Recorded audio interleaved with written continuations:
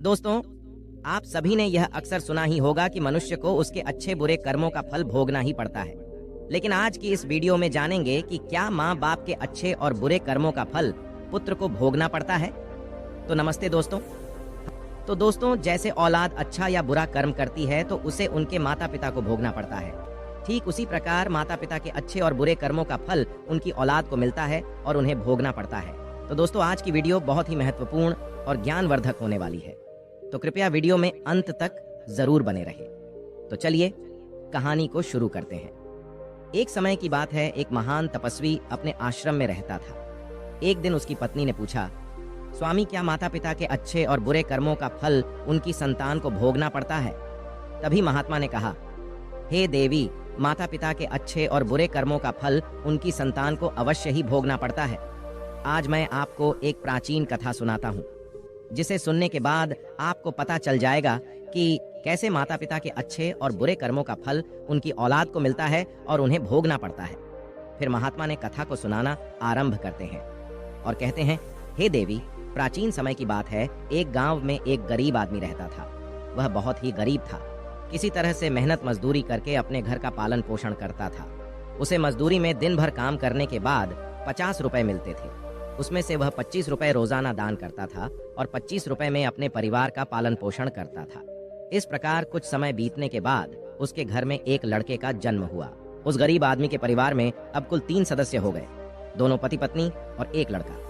अब धीरे धीरे उनके पालन पोषण में उस आदमी को समस्या होने लगी, क्योंकि इधर दिन प्रतिदिन महंगाई बढ़ती जा रही थी। फिर महात्मा ने कहा, हे देवी, एक दिन की बात है, उस आदमी के लड़के ने अपने पिता से पूछा, पिताजी, आप रोजाना 50 रुपए कमाते हैं, जिसमें से आप 25 रुपए रोज दान कर देते हैं, और 25 रुपए में हम अपना गुजारा कैसे कर पाएंगे? उस आदमी को चुपचाप देखकर उसकी पत्नी ने कहा, बेटा, ऐसी कोई बात नहीं है। तुम्हारे पिताजी रोज 50 रुपए कमाते हैं और 25 रुपए दान कर देते हैं। ये तुम्हारे लिए ही दान करते हैं, दूसरों के लिए नहीं। लेकिन वह लड़का इस बात को नहीं समझ पाया, क्योंकि वह लड़का बहुत ही छोटा सा था। महात्मा ने कहा, हे देवी, इसी तरह से कुछ समय बीतता गया और उस गरीब आदमी का लड़का धीरे धीरे बड़ा होने लगा और उस लड़के की उम्र 7 वर्ष की हो गई। इधर एक दिन वह आदमी काम करके शाम के समय वापस अपने घर लौट रहा था। तभी रास्ते में एक काला भैंसा आया और आकर उस गरीब आदमी को मारने लगा। उस भैंस के मारने की वजह से उस आदमी की वहीं पर मृत्यु हो गई। जब उस आदमी की पत्नी और उसके लड़के को पिता की मृत्यु की खबर मिली तो उनको बड़ा दुख हुआ। फिर एक दिन उस गरीब आदमी के लड़के ने अपनी माँ से पूछा कि माँ, हमारे पिताजी कहाँ चले गए हैं? उस गरीब आदमी की पत्नी ने कहा कि बेटा, तुम्हारे पिताजी हम सबको छोड़कर यमपुरी में यमराज के पास चले गए हैं। तब बेटे ने कहा, जब पिताजी थे तो रोजाना 50 रुपए कमाते थे और 25 रुपए की बचत करते थे। हमारा पालन पोषण उसी 25 रुपए में करते और बाकी के 25 रुपए वह दान करते थे। अब हमारा पालन पोषण कैसे होगा? कैसे हमारा पेट भरेगा? फिर माँ ने अपने बेटे से कहा, बेटा, जिस घर में गरीबी होती है उसका कोई सहायक नहीं होता है। उससे सभी दूर भागने लगते हैं सिवाय भगवान के, क्योंकि वही गरीबों के सहायक होते हैं। फिर बेटे ने अपनी माँ से कहा कि माँ, ऐसा मत सोचो, मैं यमराज के पास जाऊंगा और अपने पिताजी को वापस लेकर आऊंगा। हमारी गरीबी देखकर यमराज को हमारे ऊपर अवश्य दया आ जाएगी और वह हमारे पिताजी को मेरे साथ अवश्य भेज देंगे। फिर महात्मा ने कहा, हे देवी, उस छोटे से बच्चे की बात पर उसकी माँ ने ध्यान नहीं दिया। फिर एक दिन की बात है, उस गरीब आदमी की पत्नी अपने लड़के को घर पर अकेला छोड़कर गांव में काम करने के लिए चली गई। और उधर जो उसका लड़का था, उसने मन में सोचा कि मैं यमराज के पास जाता हूँ और अपने पिताजी को लेकर आता हूँ। ऐसा सोचकर वह लड़का अपने पिताजी को लाने के लिए अपने घर से चल देता है। उस लड़के को चलते चलते काफी समय बीत गया। फिर उसे थकान का अनुभव हुआ और वह एक बहुत ही विशाल आम के पेड़ को देखकर उसकी छाया में जाकर के बैठ गया। तभी उस आम के पेड़ ने मनुष्य की आवाज में कहा कि बेटा, तुम कौन हो और कहाँ जा रहे हो? मेरी छाया में आज तक तुम्हारे जैसा कोमल बालक नहीं आया है। फिर उस लड़के ने कहा कि मैं एक गरीब आदमी का बेटा हूँ और अपने पिताजी को लाने के लिए यमराज के पास जा रहा हूँ। उस आम के पेड़ ने जब उसकी यह बात सुनी तो उसने कहा कि बेटा, तू मेरे लिए भी यमराज से एक प्रश्न पूछ कर आना कि मैं कई वर्षों से यहाँ पर लगा हुआ हूँ, लेकिन मेरा एक भी पत्ता जमीन पर नीचे नहीं गिरता है और ना ही मेरी डालियां सूखती हैं। मैं कितने वर्षों तक और यहाँ पर खड़ा रहूंगा? मैंने अपने पूर्व जन्म में ऐसा कौन सा पाप किया था जिस कारण से मुझे इस योनि से मुक्ति नहीं मिल पा रही है? इसका कौन सा कारण है? तब उस लड़के ने कहा कि ठीक है, मैं यमराज से तुम्हारा यह प्रश्न जरूर पूछ कर आऊंगा। महात्मा ने कहा, हे देवी। इतना कहकर वह लड़का वहां से आगे जाता है और चलते चलते रास्ते में उसे एक इच्छाधारी सर्प मिला। उस सर्प को देखकर वह लड़का डर के मारे कांपने लगा और वहां से भागने ही वाला था। तभी वह सर्प मनुष्य की आवाज में बोलने लगा, बेटा तुम मुझसे डरो मत, मुझे इतना बताओ कि तुम कौन हो और कहां जा रहे हो। वह लड़का उस सर्प के पास गया और हाथ जोड़कर कहने लगा, हे नागराज, मैं गरीब आदमी का बेटा हूँ और मैं यमराज के पास अपने पिताजी को लाने के लिए जा रहा हूँ। उस सर्प ने कहा कि बेटा तुम यमराज से मेरा एक प्रश्न पूछ कर आना। मैं कई वर्षों से यहाँ पर पड़ा हुआ हूँ, मेरे से अब चला भी नहीं जाता। मेरे शरीर में इतनी भी जान नहीं है कि मैं थोड़ा सा भी चल फिर सकूं। मैंने अपने पूर्व जन्म में ऐसा कौन सा पाप किया था जिस कारण से मुझे इस योनि से मुक्ति नहीं मिल पा रही है? इसका कौन सा कारण है? तब उस लड़के ने कहा कि ठीक है, मैं यमराज से तुम्हारा यह प्रश्न पूछकर जरूर आऊंगा। महात्मा ने कहा, हे देवी। इतना कहकर वह लड़का आगे चलने लगा। फिर चलते चलते रास्ते में उसे एक किसान मिला। किसान ने कहा कि बेटा तुम कौन हो, कहाँ जा रहे हो? देखने में तो तुम बड़े ही सुकुमार और कोमल लग रहे हो। फिर उस लड़के ने कहा कि मैं एक गरीब आदमी का बेटा हूँ और मैं यमराज के पास अपने पिताजी को लाने के लिए जा रहा हूँ। फिर उस किसान ने कहा कि तुम यमराज से मेरा एक प्रश्न पूछ कर आना। मैं चलते हुए राहगीरों की प्यास बुझाने के लिए कई सालों से यहाँ पर एक बावड़ी खुदवा रहा हूँ, लेकिन इसमें पानी अभी तक नहीं निकला है। मैंने अपने पूर्व जन्म में ऐसा कौन सा पाप किया था जिस कारण से इस बावड़ी में अभी तक पानी नहीं निकला है? मैंने इसमें बहुत सारे पैसे भी खर्च कर दिए हैं, इसका क्या कारण है? उस लड़के ने कहा, ठीक है, मैं यमराज से तुम्हारा यह प्रश्न जरूर पूछ कर आऊंगा। महात्मा ने कहा, हे देवी। इतना कहकर वह लड़का वहां से आगे की ओर चलने लगा। चलते चलते रास्ते में उसे एक बहुत बड़ा तालाब मिला। फिर वह लड़का तालाब के किनारे पर गया और पानी पीने लगा।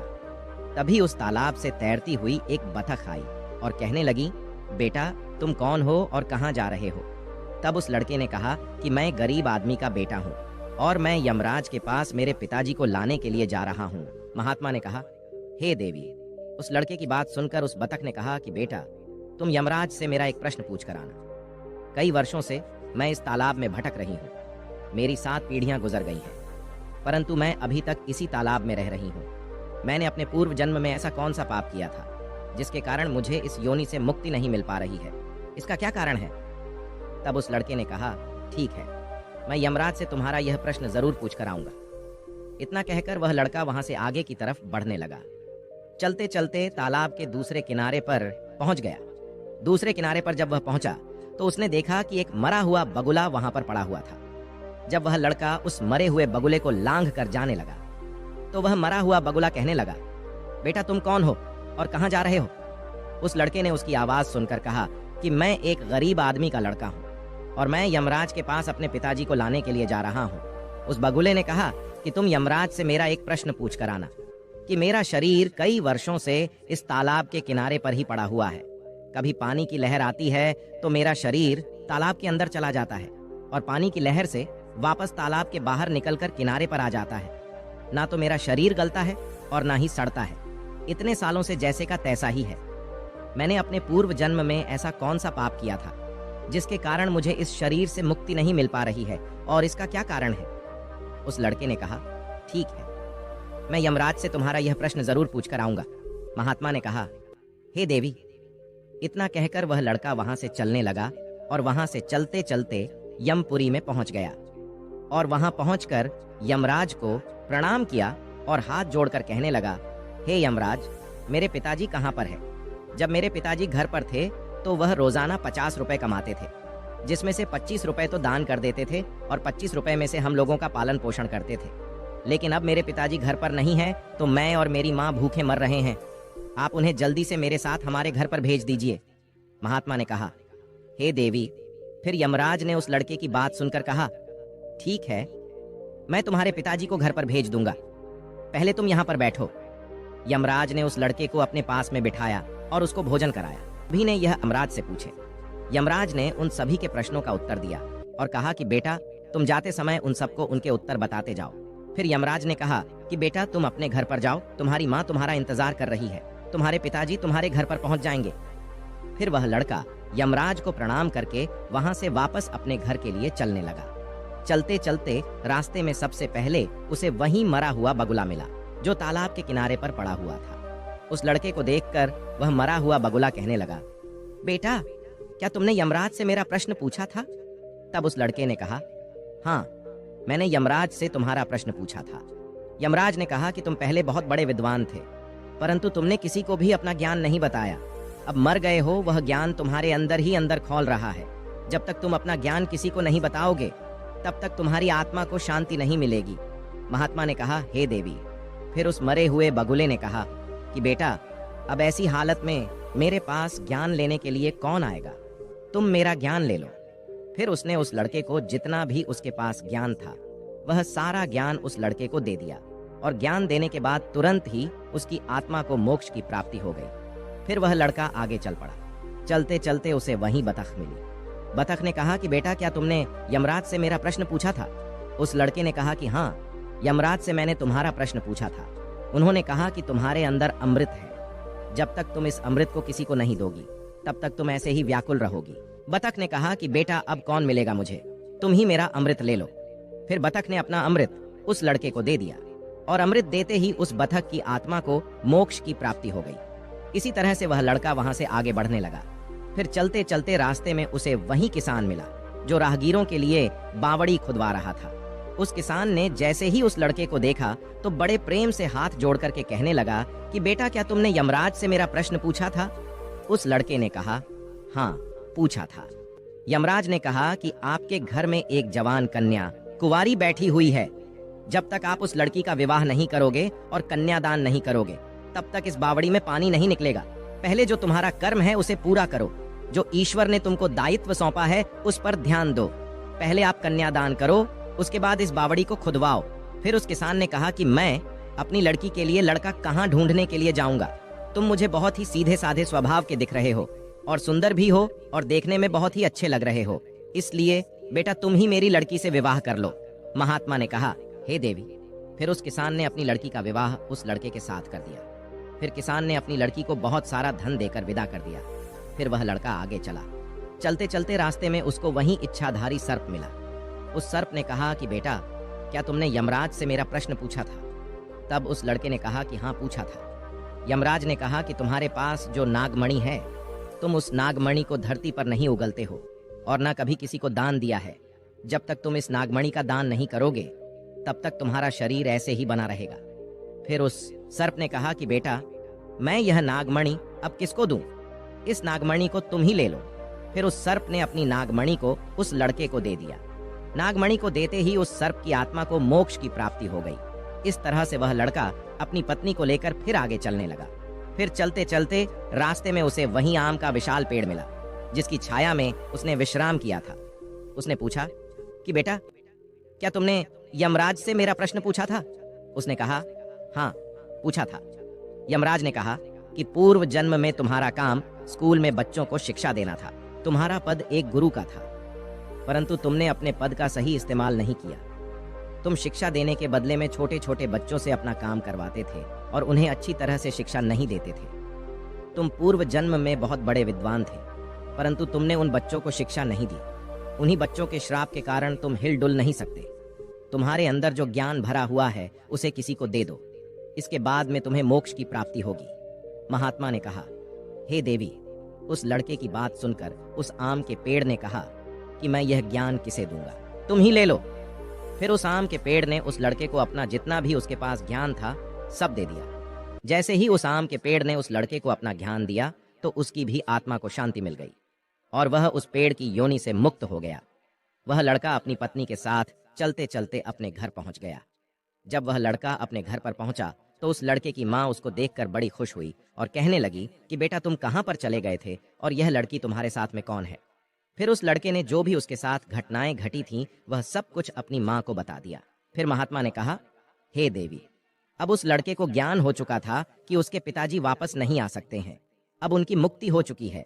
उसके पिताजी ने जो दान धर्म किया था, उसका फल उस लड़के को यमराज ने दे दिया। इस प्रकार से महात्मा ने अपनी पत्नी को बताया कि माता पिता के अच्छे और बुरे कर्मों का फल उनकी औलाद को कैसे प्राप्त होता है और पूर्व जन्म के कर्मों का फल व्यक्ति को कैसे मिलता है और उसके पिता द्वारा किए गए पाप और पुण्य कर्म भी उसके बच्चों को कैसे मिलते हैं। तो दोस्तों, आपने आज के इस वीडियो से क्या सीखा वह मुझे आप कमेंट बॉक्स में कमेंट करके बता सकते हैं। इसी के साथ में उम्मीद है कि आपको आज की वीडियो पसंद आई होगी। अगर पसंद आई हो तो इस वीडियो को एक लाइक करें और उस इंसान को शेयर करें जिससे यह कहानी सुनने की ज़रूरत है, और उसी के ठीक बाद हमारे चैनल बोधि इनसाइट्स को सब्सक्राइब करें। तो चलिए फिर मिलते हैं ऐसी एक और नई वीडियो में एक नए मैसेज के साथ। तब तक के लिए अपना और अपने माता पिता का और अपने घर परिवार वालों का ख्याल रखें। धन्यवाद और नमो बुद्धाय।